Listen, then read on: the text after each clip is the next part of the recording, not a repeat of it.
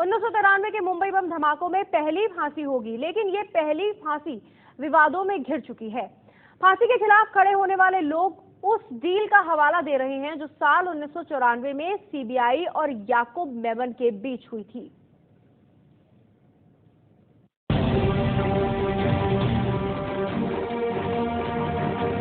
ये वो खत है जो याकूब मेमन ने भारत की सुप्रीम कोर्ट के प्रधान न्यायाधीश को लिखा। इस खत में है उस डील का छोटा सा जिक्र जिसका सच किसी को नहीं पता। खत में मुंबई बम धमाकों के गुनहगार याकूब मेमन ने आखिर क्या लिखा था, ये बताने से पहले आपको चंद तारीखें याद दिला देते हैं।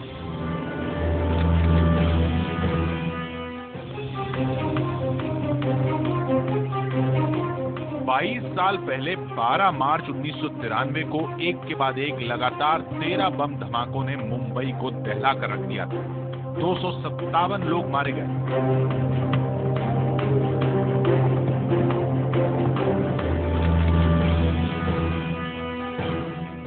साल 1994 में मुंबई धमाकों से जुड़ा सबसे बड़ा आरोपी दिल्ली में गिरफ्तार हुआ, जिसका नाम है याकूब मेमन। वो मुंबई बम धमाकों के मास्टरमाइंड टाइगर मेमन के साथ फरार हो गया था। 18 महीने बाद याकूब 1994 में नेपाल के रास्ते भारत आया था और नई दिल्ली रेलवे स्टेशन पर उसे गिरफ्तार कर लिया गया था।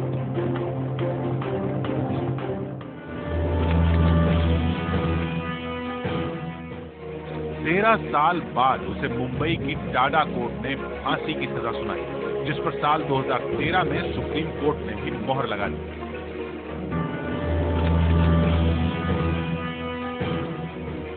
उसकी क्यूरेटिव याचिका भी खारिज हो गई और अब याकूब मेमन की फांसी की उल्टी गिनती भी शुरू हो चुकी है। मुंबई बम धमाकों से जुड़ी इन तारीखों के बीच एक डील का जिक्र बार बार सामने आता रहा है। दावा यह किया जाता रहा है कि याकूब मेमन को मुंबई धमाकों के गुनहगारों से पर्दा उठाना था और बदले में भारतीय सुरक्षा एजेंसियों को उसे फांसी से बचाना था। सवाल यह है कि क्या याकूब मेमन और भारतीय सुरक्षा एजेंसियों के बीच वाकई ऐसी कोई डील हुई? तो सुनिए याकूब ने सुप्रीम कोर्ट के जज को भेजे उस खत में क्या लिखा है। Yakub A.R. Memon, barrack number 10, Arthur road jail, Mumbai 400011, तारीख 28 जुलाई 1999। सेवा में प्रधान न्यायाधीश भारत, नई दिल्ली। माननीय, इस वक्त 28 जुलाई की रात सुबह के करीब 3 बजे हैं और मैं पिछले 5 सालों से इस रात को सो नहीं पाता हूँ। 5 साल पहले ठीक इसी वक्त मैंने भारत में कदम रखा था। मैं बहुत खुश था और तनाव मुक्त था, क्योंकि 18 महीने की मेहनत, धीरज और संघर्ष के बाद मैं ये कर पाया था। ये बहुत मुश्किल और जोखिम भरा काम था। मुझे 5 अगस्त 1994 को नई दिल्ली रेलवे स्टेशन से गिरफ्तार दिखाया गया और इसका न सिर्फ प्रचार हुआ बल्कि संसद में भी मेजे थपथपाई गई। ये एक बड़ा झूठ था। मैंने खुद को कानून के हवाले किया था। 16 साल पुरानी इस चिट्ठी में याकूब मेमन ने सुप्रीम कोर्ट के जज को लिखा है कि 12 मार्च 1993 के मुंबई बम धमाकों के बाद 28 जुलाई 1994 की आधी रात को उसने खुद को कानून के हवाले कर दिया था। लेकिन इसके एक हफ्ते बाद यानी कि 5 अगस्त को सीबीआई ने उसे गिरफ्तार करने का दावा किया और ये झूठ था। याकूब मेमन को फांसी दिए जाने का विरोध करने वाले दावा करते रहे हैं कि याकूब ने फांसी न दिए जाने के वादे के बाद ही खुद को कानून के हवाले किया था, जिसे निभाया नहीं गया। याकूब मेमन के साथ हुई उस कथित डील की दलीलें भी सुनिए। और याकूब मेमन पकड़ा नहीं गया था, ये बिल्कुल झूठ है।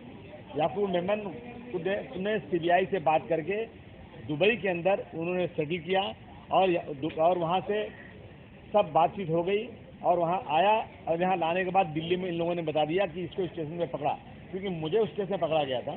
मैं उस केस की पूरी चार्जशीट जानता हूँ और उसका कोई इसमें रोल नहीं है। अबू आजमी ही नहीं, मुंबई बम धमाकों के सबसे बड़े गुनहगार दाऊद इब्राहिम के करीबी छोटा शकील ने भी सवाल उठाया कि सरेंडर के बाद फांसी की सजा क्यों? मिसाल के तौर पे याकूब मेमन को देख लो, वो हाजिर हो गया पूरी फैमिली के साथ। उसके साथ तुम लोगों ने क्या किया? आपको डर लग रहा है कि आप एक बार आ जाए? हाजिर नहीं, डर की बात नहीं है। एक आदमी जब हाजिर हो रहे हैं फैमिली के साथ, जिसका कोई इन्वॉल्वमेंट नहीं है और वो खुद पूरी फैमिली को लेके इंडिया आ रहा है, और हाजिर हो गया, उसके साथ क्या किया आपने? उसको तो फांसी की सजा दे दी, एक बेगुनाह को। तो फिर वही सवाल उठता है कि क्या याकूब मेमन से ऐसा कोई वादा किया गया था कि उसे उसके गुनाहों की सजा नहीं मिलेगी, या कम से कम उसे मौत की सजा तो नहीं ही दी जाएगी? कि एक आदमी जिसके लिए सीबीआई वालों ने कहा कि इसने हमें, इस इंसान ने हमें जो मदद की है वो हमारी एजेंसियां इतने सालों में कुछ नहीं बता सकी, जो इस आदमी ने हमको एक दिन में बताया। और इनके बारे में कि कहाँ से पकड़े गए, कैसे आप पकड़े गए, उसके लिए भी पुलिस वालों ने झूठा बनाया। ये फ्री अरेंज था कि वो कैसे आएंगे, कहाँ पे आएंगे। He was in sort of in discussion with the police authorities, and as per that he came down over here. In fact, he was betrayed by the government of India. Shyam Keswani के पास तो सुनाने को सीबीआई की वादा खिलाफी की एक और कहानी भी मौजूद है। इस केस के दौरान शुरू में मुझे एंगेज किया गया था और मैं सीबीआई जो कि इन्वेस्टिगेट कर रही थी मामले को, उनके सीनियर ऑफिसर ने मुझे बुलाया था सचिवालय के सामने जो बंगला है, बंगले हैं, एक बंगले में उन्होंने अपनी बैठक की थी। जब मैं गया तो उन्होंने ये कहा कि आपने बेल एप्लीकेशन तैयार की है। मैंने कहा बेल एप्लीकेशन पहले दिन पे मैं कैसे करूँगा? अरे साहब, आपको तो बेल तैयार करनी चाहिए, आप कल ही कल वहाँ पे बेल फाइल कर दो, हम अपोज नहीं करेंगे, क्योंकि इस शख्स ने जब पकड़ा गया है तो हमें वो मदद की है जो कि हमारी एजेंसीज पिछले 30-40 साल में नहीं कर पाई हैं, जो हमको इन्होंने हमको खबरें दी हैं। चलो ठीक है, तो मैं कल फाइल कर दूंगा। नेक्स्ट डे मैंने बेल एप्लीकेशन फाइल की।